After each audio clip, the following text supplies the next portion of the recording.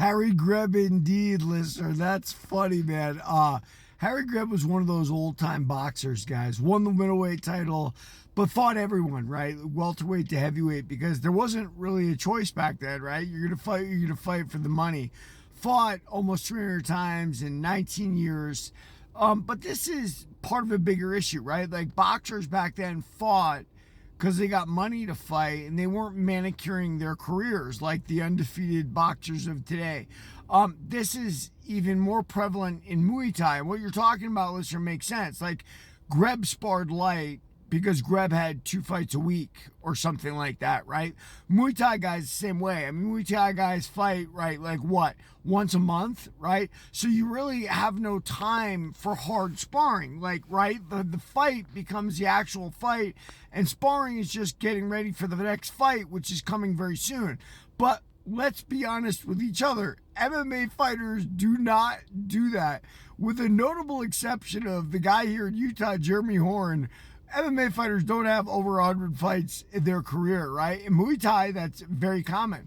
I remember I was training at Benny the Jet Urquidez's gym, and I was listening to Peter Cunningham, who was a world champ at the time, and he was telling me he's got a match with a Thai fighter. I said, what's the Thai fighter's record? He goes, oh, he's probably like, 50-20, but they fight all the time. And it was just my first realization that's what it is. So, guys, sparring light is perfectly acceptable if you are fighting all the time, because your fights are where you get your hard training and everything else. But make no mistake too, you're going to lose a few in there too, because you're fighting so much and because that's where you're used to getting hit and whatnot, right? Like, if you're going to have a manicured MMA career with like 20 fights, guess what? You got to learn how to fight, not just in the ring or the cage, but you got to learn how to fight in the gym. And so that's a long argument I've had. And MMA fighters, look, one thing I know about life in general, and I make this comparison in my work for the plumbers with certain tools they'll use and stuff like that.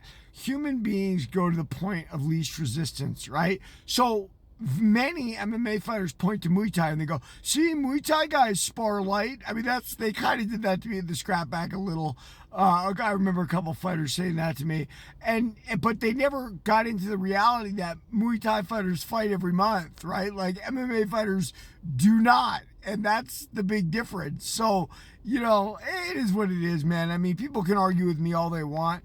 I think that, like I said, some of the closer guys say in the gym, they get close and they don't mind going hard with each other, but they're embarrassed to be beat up by outsiders. Especially, look, I get it. I was an old man back then. I'm an older man now. These guys are active pro fighters. They don't want to risk their ego, and I get it. I remember last time I went up to Agima, I was sparring with the little guys and was having fun, and they didn't mind going with me because they're little, and so there's no ego, I think, there with it.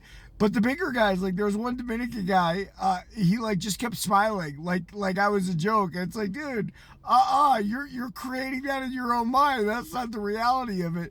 But those gloves back there, Harry Greb's wearing, my father had a pair of those old school boxing gloves, and I remember I fought in a tough man contest in Pacific Beach in like the early '90s, and we wore gloves just like that. They're terrible on your wrists.